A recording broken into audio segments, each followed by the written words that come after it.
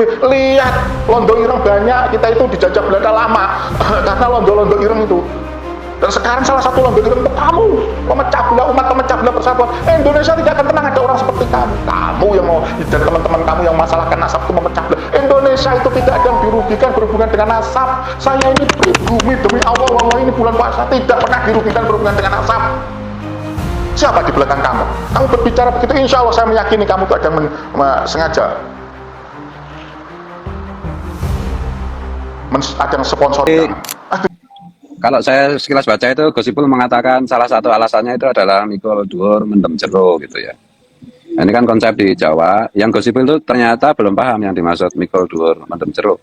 Mikul dhuwur mendem jero itu kan artinya menyimpan kekeliruan, kekhilafan, kesalahan orang yang sudah meninggal dan supaya tidak ditiru oleh generasi berikutnya, dan menggarisbawahi prestasi dan jasa orang yang sudah meninggal. Nah, yang Gosipul lupa itu begini, konsep mikul dhuwur mendem jero, karena saya orang Jogja jadi saya lebih paham lah soal beginian. Itu selagi tidak menyangkut kepentingan sosial apalagi bangsa dan negara. Kalau menyangkut apa kekhilafan atau kekeliruan atau kelemahan pribadi, nah itu harus disembunyikan. Tapi kalau ini misalnya kaitannya dengan klan Habib Ali ini merugikan bangsa dan negara, menjadi antek penjajah Belanda, bahkan secara kedatangannya pun itu terkait dengan kepentingan menjadikan mereka sebagai antek-antek penjajah. Kemudian secara yuridis juga seperti disampaikan oleh Gus Subhan tadi, mereka tidak sah sebagai warga negara Republik Indonesia. Kemudian dan alasan sosiologisnya juga tadi sudah disampaikan, tidak ada jasa apapun bagi bangsa dan negara. Nah kok ini terus mau dijadikan ini dalam rangka mikul dhuwur mendem jero, itu ya sesat itu Gus Ipul itu. Dan terkait dengan hal ini saya jujur aja agak khawatir gitu ya dengan pemerintahan yang sekarang bertugas itu ya. Karena banyak sekali anak buah Pak Prabowo kok menurut saya terus blunder dan itu makin membebani Pak Prabowo gitu. Saya tahu bahwa pemerintahan ini kan karena kebijakan-kebijakan baru, pemain-pemain baru itu menimbulkan guncangan-guncangan seperti misalnya harga saham yang anjlok, kemudian pertumbuhan ekonomi yang diperkirakan oleh para ekonom itu sampai akhir tahun itu tidak akan beranjak mencapai 5% dan yang lain-lain gitu. Tapi kok terus-menerus pemerintah ini blunder gitu. Dan blundernya itu gini, blundernya itu menyakiti orang yang setia kepada pemerintah hari ini. Orang yang paling setia dengan membela pemerintah hari ini yaitu putra-putri bangsa Nusantara atau yang disebut pribumi gitu. Kok terus-menerus menyakiti pribumi itu saya heran ini. Harus demo mahasiswa. Ini kan soal persepsi ya, bukan masalah benar salah. Kalau masalah benar salah, saya itu sebenarnya tidak melihat pemerintah itu melakukan kebijakan yang keliru, yang salah. Khususnya di level keputusan presiden. Cuma di level implementasi dan di level gerak-gerik bawahan presiden, ya menurut saya kok makin terus-menerus menyakiti pribumi. Saya khawatirnya begini loh. Ini kan tinggal pribumi yang benar-benar setia dan percaya kepada Presiden Prabowo. Lah kalau pribuminya terus-menerus disakiti begini, kalau tiba-tiba mereka menjadi ikut-ikutan kecewa dan tidak percaya, ya habislah pemerintahan hari ini. Gitu. Jadi pemerintahan Prabowo hari ini itu di tengah idealisme presiden yang luar biasa, itu kan tentu saja akan dalam tanda petik itu dirusak, digerakkan oleh kekuatan-kekuatan asing untuk gagal, untuk dipersepsikan di depan publik sebagai pemerintahan yang tidak benar. Dan ini kan agan-agannya sudah kelihatan. George Soros konon katanya juga sudah memainkan mata uang rupiah terkait dengan dolar misalnya. Kemudian di satu sisi begitu. Kemarin demo mahasiswa di UGM aja sampai malam itu nggak pulang-pulang misalnya gitu. Kemudian ya meskipun ini persepsi ya. Kemudian tentang RUU Undang-Undang TNI yang baru, meskipun saya mendukung, tapi yang dipersepsikan publik dengan negatif gitu loh. Belum perilaku-perilaku yang lain-lain ini kok Gosipul kok nambahi. Bismillahirrahmanirrahim. Assalamualaikum warahmatullahi wabarakatuh. Ya saudaraku, kali ini bertemu lagi dengan saya Cecep Muhammad Yasin, Wong Kediri, dengan channel Duta Suara Network. Ya saudaraku, saya terpaksa ini sekali lagi, ini belum selesai, tahu-tahu saya dapat, nggak tahu ya kenapa saya ini selalu dapat kiriman tentang orang-orang yang nyeleneh. Salah satunya sekali lagi Fuad Pleret. Ini tadi barusan pagi tadi saya sampaikan tentang Fuad Barat yang mengigau, yang kumat, memasalahkan masalah donasi. Padahal mungkin yang jelas kalau dari perkataannya dia tidak pernah donasi, dia tidak pernah nyumbang kepada santri-santri penghafal tahfidz, penghafal Quran atau tahfidz Quran, dan kepada ustadz-ustadz atau kepada dia tidak setuju. Nah kali ini juga ada lagi, nggak tahu ini ada masalah apa dengan Gus Ipul atau Saifullah Yusuf, mantan wakil gubernur Jawa Timur ini ya tahu-tahu sekarang ini Menteri Sosial kan beliau. Nah, ketika sepertinya Gus Ipul tuh ngomongkan masalah mikul dhuwur mendem jero, dan ini sekali lagi Pleret ini nggak jelas orangnya. Allah Fuad Barat, ya Allah, kalau nggak bisa ngomong diamlah. Ya bolehlah kamu mengatakan mikul dhuwur mendem jero, tapi ini kamu sangkutkan dengan masalah Sarah, Mbak Alawi, dengan masalah pribumi itu yang paling NKRI katakan, yang akan membela Pak Prabowo, terus kamu sangkutkan juga dengan masalah RUU, dengan pribumi yang disakiti. Ada apa Pleret? Saya ini pribumi, Cacan Muhammad Yasin, saya ini wong Kediri. Ada apa dengan Mbak Alawi? Mbak Alawi tidak membuat susah, Mbak Alawi tidak pernah korupsi. Yang melakukan ke Indonesia ini sekali lagi Pleret, otak kamu, mata kamu buka. Indonesia ini dirusak oleh Jokowi, di mana hutang kita ini, hutang negara kita ini Pleret. Fuad Pleret, lihat hutang kita ini di eranya Jokowi menggunung, bertumpuk-tumpuk, sementara rakyat itu dalam posisinya ekonominya nyungsep. Jokowi itu pribumi. Ngakunya, saya nggak tahu sebetulnya siapa, tapi yang jelas ngakunya pribumi. Terus korupsinya terus. Sekarang begitu Pak Prabowo diangkat jadi presiden, disumpah, waduh berderet-deret itu. Masa kamu nggak ngelihat, mata kamu nggak mendengar? Katanya kamu kiai, katanya kamu orang pinter, katanya kamu seolah-olah, tapi kamu nggak melihat itu era-eranya Jokowi. Sampai keluarganya, sampai sekarang ini posisinya itu keluarganya juga ya, ada blok Batam. Udah jelas kan? Dan itu siapa? Yang korupsi itu siapa? Jokowi jelas korupsi lagi, gratifikasi berdasarkan pengakuan dari Aguan. Dia membangun IKN tapi dibarter dengan PIK 2. Sekarang menghancurkan pribumi rakyat Banten. Kenapa kamu tidak bersuara itu? Itu siapa yang melakukannya Pleret? Kok goblok? Kamu goblok kok kamu borong sendiri tuh Pleret. Ya Allah tuh Fuad Pleret. Mata kamu melihat.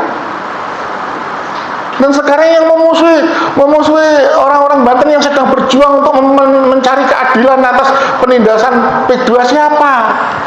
Preman-preman itu yang kelihatan siapa? Itu Londo Ireng, kalau sebutan kami. Nah, saya ini loh, dari Surabaya 3 kali saya datang ke Banten, tapi saya nggak pernah pamer, terpaksa saya sampaikan. Memang rakyat Banten itu benar-benar terdolimi.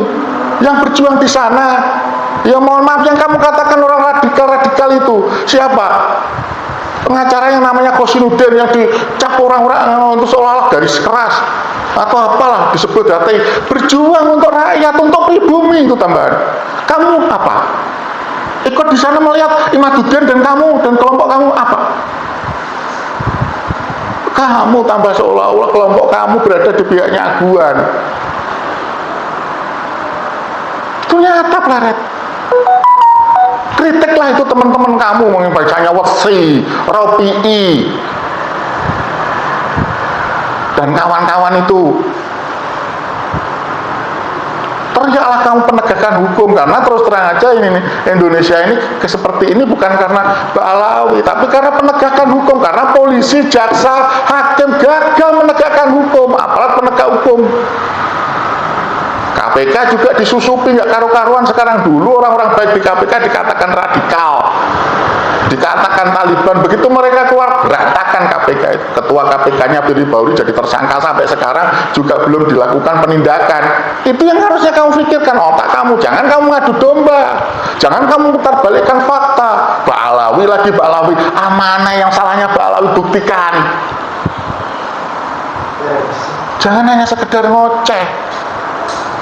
Kamu itu tidak mengedukasi, kamu mengadu domba, kamu menghasut, kamu mengatakan provokator, kamu sendiri yang provokator, karena kamu tidak berbicara tidak sesuai dengan data. Kamu datang itu, ya saya anggap walaupun saya belum pernah ketemu adik saya bangga dengan keberadaan yang namanya Mahesa. Silahkan diskusi di sana dengan teman-teman, dengan saudara saya namanya Khalid itu, datangi sana. Apa fakta yang terjadi? Enggak ada, pribumi tidak ada disakiti oleh Pak Alawi, pribumi disakiti oleh koruptor-koruptor Jokowi, aguan. Itu nyatanya kita saya tunjukkan aja lah, nggak usah kita yang berasumsi, berandai-andai, yang katanya tidak, saya nyatakan bukti.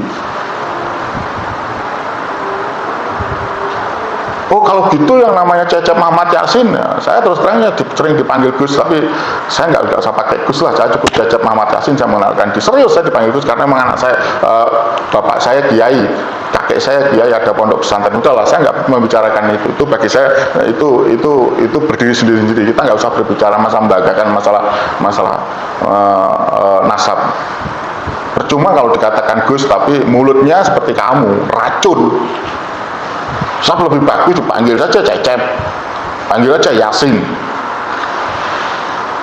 nggak perlu Pak, nggak perlu macam-macam lah, cukup Cecep gitu, nggak apa-apa. Tapi saya berani melihat fakta. Pak, untuk melihat fakta begini, ayo saya tantang kamu sekali. Lihat kondisi di bawah, apakah sesuai dengan omongan yang kamu sampaikan?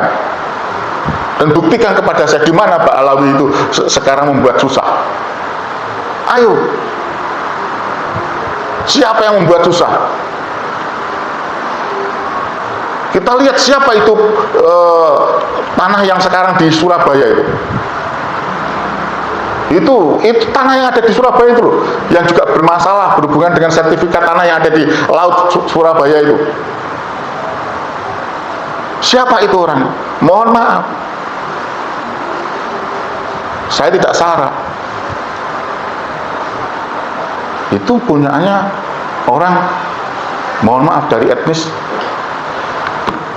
yang sama dengan aguan, tidak sarah, dan dimasukkan kepada bank. Bagaimana? Itu merugikan nggak kepada rakyat? Dimasukkan dalam, keluar duit. Orangnya pernah dipenjara, keluar duit. Bukan main-main, negara lagi yang disusahkan, bukan Mbak Alawi. Saya ke sana, saya melihat, saya memperhatikan, saya turun, bukan hanya berkoar-koar. Termasuk ke Banten, saya turun, saya mendengarkan, saya lantas datangi, saya berani menyimpulkan setelah datang, melihat fakta.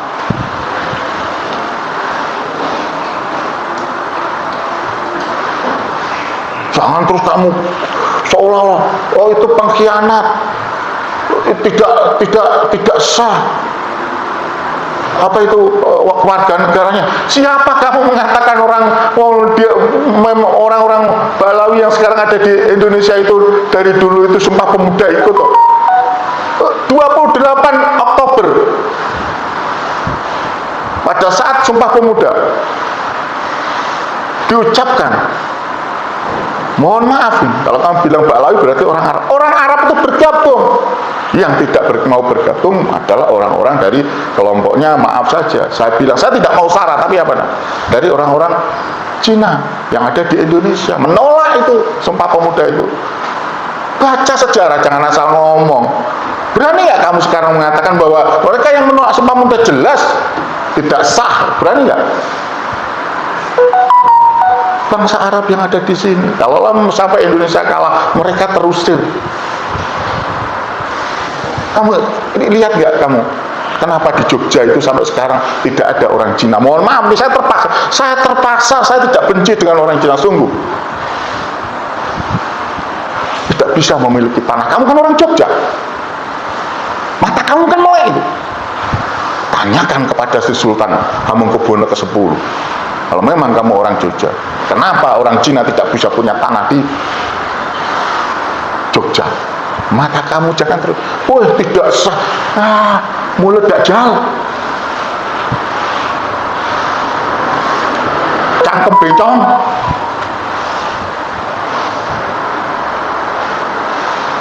Kalau tidak ada, nanti juga yang akan berjuang pribumi. Lihat, londo ireng banyak, kita itu dijajah Belanda lama karena londo-londo ireng itu.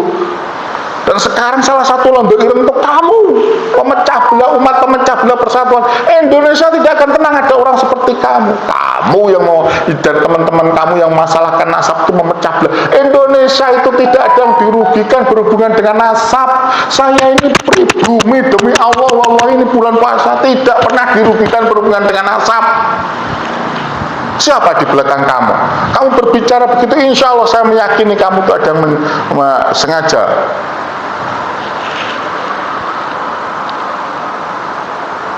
ada yang sponsori kamu. Itu disampaikan oleh Kiai Haji Miftahul Akhyar dari informasi valid insya Allah dari seorang Kapolda Jawa Timur. Beliau ngomong begitu, beliau berani menyebutkan saya dapat informasi dari Kapolda Jawa Timur, Kiai Haji Miftahul Akhyar. Kalau saya disuruh percaya sama dengan kamu, dengan Kiai Miftahul Akhyar, kamu itu bagi saya sampah. Mulut kamu itu mulut sampah. Ya mohon maaf, itu guru saya, gurunya bapak saya, temannya bapak saya wakil ketua MUI Jawa Timur saat itu.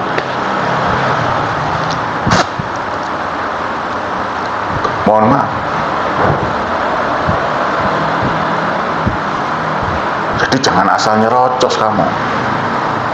Malu Fuad. Anak-anak cucu kamu punya orang tua seperti kamu itu apes, malu.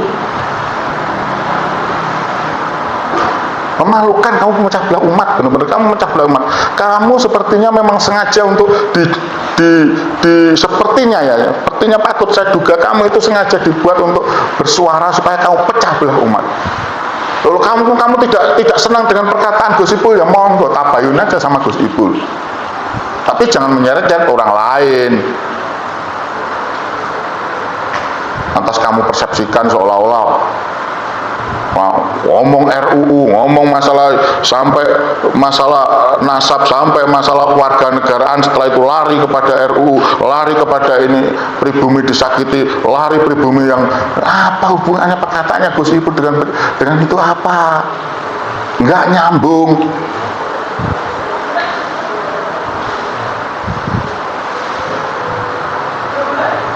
Kalau goblok jangan ngaku pinter. Mohon maaf ini saya terpaksa keras.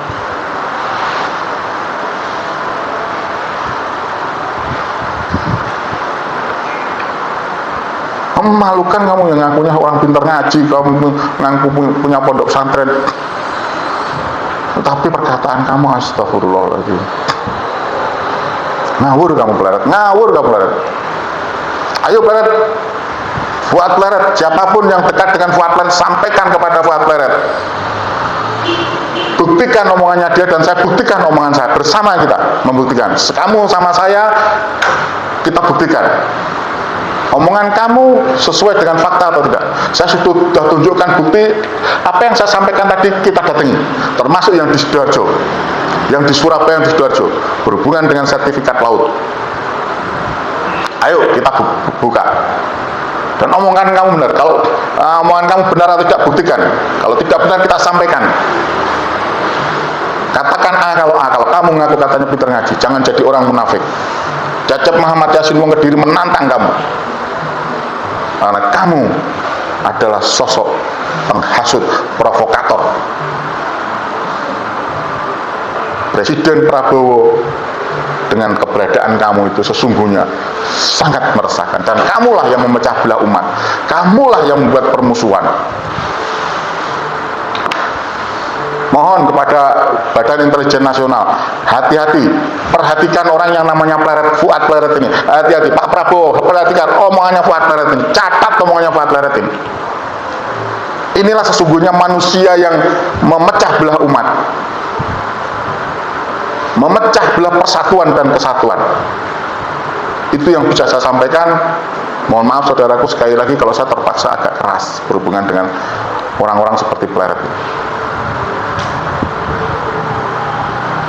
Ada kata-kata yang kurang berkenan, saya mohon maaf. Fisabil haq wastaghfiru khairat. Wassalamualaikum warahmatullahi wabarakatuh. Ya saudaraku, mari berdonasi kepada Palestina, kepada orang di sekitar kita yang kurang berkemampuan, dan kepada saudara-saudara kita yang kurang berkemampuan. Ayo, Palestina menunggu kita. Palestina menunggu bantuan kita. Palestina adalah bagian daripada rakyat Indonesia. Palestina adalah orang-orang yang cinta kepada Indonesia dan mengakui kemerdekaan Indonesia. Jajab Muhammad Yasin menyampaikan untuk kebaikan. Damailah saudaraku di Palestina. Insya Allah, Allah bersama kalian.